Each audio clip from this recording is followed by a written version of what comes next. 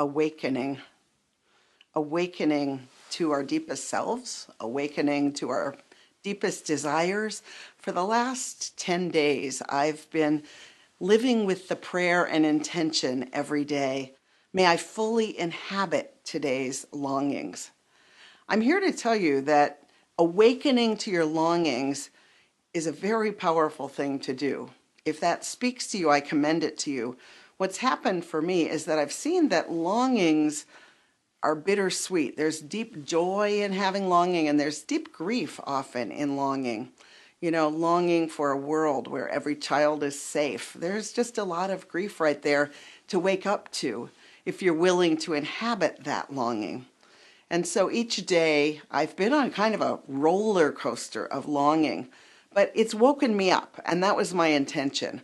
I felt like I'd just gotten into kind of a slouchy, too long of a winter, kind of a dead zone, and I really wanted to wake up. I think longing is a wonderful wake-up tool. It's one of my spiritual practices to pay attention to what I'm longing for. And of course, the best part about longing is if you can have what you're longing for, or create what you're longing for, or do what you're longing to do. That's not always possible at all. And so then the longing simply has to be what you inhabit. I got a letter from a prisoner who wrote from solitary confinement, really just in a place of agony and hell, and saying, you know, he had lost his temper, he'd done something stupid in prison, don't we all? And of course, the ramifications when I yell at my kid, even though probably I should be put in solitary confinement, sometime I'm not. In prison, you yell at a guard, that's going to happen. And so he was writing with this letter that was so full of longing that I didn't receive for 2 weeks. And when I received it, I thought, you know, just as a blessing, reading the pain of this letter, I thought, may the longing itself have freed you. The fact that you wrote this letter, the fact that you let yourself grieve and long, may that act itself have awakened you to accompaniment. Because when we accompany our own longings in a way, we're waking up to ourselves, to who we are.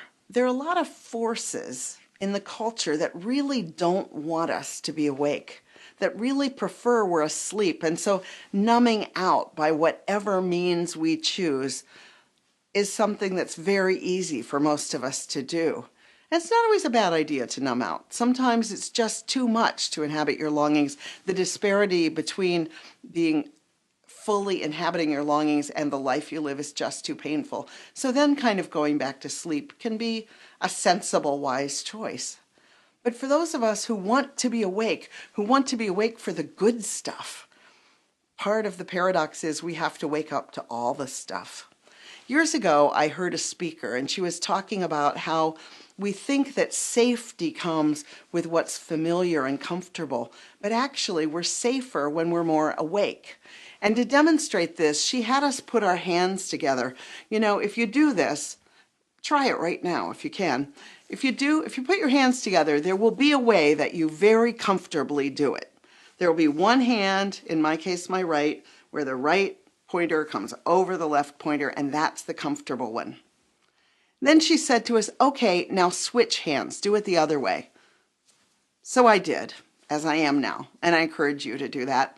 And when I did, I just felt less comfortable because it's not the way that I habitually do this.